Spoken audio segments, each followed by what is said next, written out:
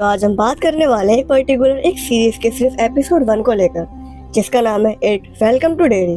इस सीरीज के total 8 episodes हैं जो दिसंबर तक रिलीज होंगे और कल इसका एपिसोड 1 रिलीज हो चुका है, जिसको देखकर मेरे होश उड़ गए।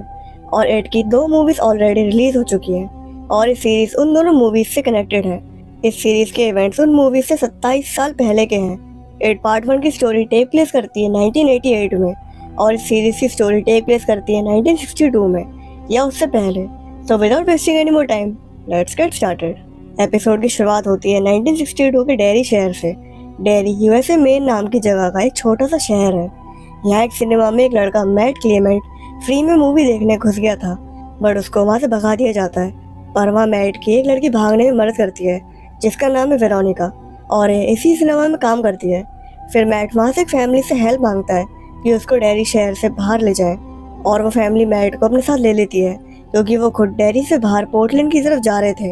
पर जैसे ही थोड़ा टाइम बीतता है वो फैमिली अजीब और अबनॉर्मल बिहेव करने लगती है और फिर फैमिली में से एक औरत कार में ही एक वियर्ड म्यूटेंट बेबी को जन्म दे देती है जो इट की दूसरी मूवी से इस क्रिएचर से काफी मिलता जुलता है।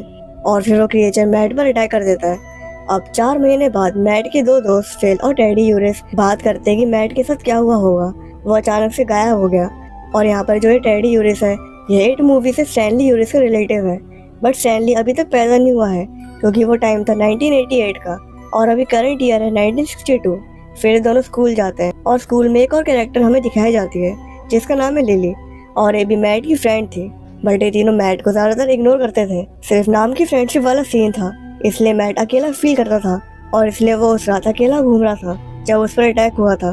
अब सीन शिफ्ट होता है एक आर्मी के बेस पर जहाँ पर 2 आर्मी के सोल्जर्स आते हैं जिसमें से एक का नाम होता है हेलनम और एक का नाम होता है रूसो। बट उसी रात हेलनम पर एक अटैक होता है और जिसने हेलनम पर अटैक करा था वो हेलनम से क्लासिफाइड इंफॉर्मेशन मांगता है, बट रूसो वहाँ कर हेलनम को बचा लेता है और वो मास्क वाले वहाँ से भाग निकलते हैं। अब नेक्स्ट सीन में लिली को अपने बाथटब से मैट की आवाज़ सुनाई देती है और मैट कोई गाना गा रहा होता है और फिर मैट की खून से सनी हुई 2 उंगली बाथटब से बाहर आती हैं और लिली ये देखकर बुरी तरह डर जाती है।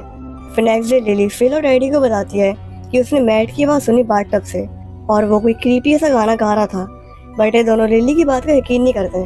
फिर उसी रात डैडी यूरिस अपनी फैमिली के साथ बैठा था जहाँ उसके पापा डैडी को बताते हैं कि कैसे उनके एंसेस्टर्स की खाल उधेड़ कर उनको लैंप पर लगा देते थे। फिर जब डैडी सोने जाता है तो उसके साथ कुछ पैरानॉर्मल एक्टिविटी होती है।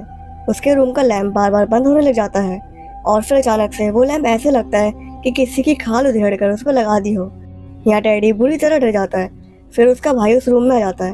अब जो इस सीरीज का जो मेन विलन है पेनीवाइज, उसके बारे में इट मूवी में बताया गया था कि वो बच्चे को डराने के लिए हेलुसिनेशन का यूज करता है। वो उस बच्चे को वही दिखाता है जिससे वो बच्चा सबसे ज्यादा डरता हो और जब उस बच्चे का डर बहुत बढ़ जाता है तो पेनीवाइज को उस बच्चे को खाने में और मजा आता है और पेनीवाइज हर 27 साल में 1 साल के लिए बाहर आता है। ऐसा माना जाता है कि पेनीवाइज 27 साल तक गटर की गहराई में हाइबरनेट करता है और फिर 1 साल के लिए बाहर आता है सिर्फ खाने के लिए। और इस साल 1962 है और इट पार्ट 1 में जब पेनीवाइज अपीयर हुआ था 1988 में, तो इनमें ठीक 27 साल का गैप है। तो मतलब पेनीवाइज इस सीरीज की एंड में हाइबरनेशन में चला जाएगा और सीधा वेकअप होगा 1988 की टाइमलाइन में जब उसने जॉर्जी को अपना शिकार बनाया था। अब नेक्स्ट सीन में टेडी के साथ जो हादसा हुआ था उसके बाद ये तीनों सीरियस हो जाते हैं मैट को लेकर और छानबीन करते हैं, जिससे इन्हें पता चलता है कि मैट आखिरी बार सिनेमा में देखा गया था जब वेरोनिका नाम की लड़की ने आखिरी बार मैट को देखा था।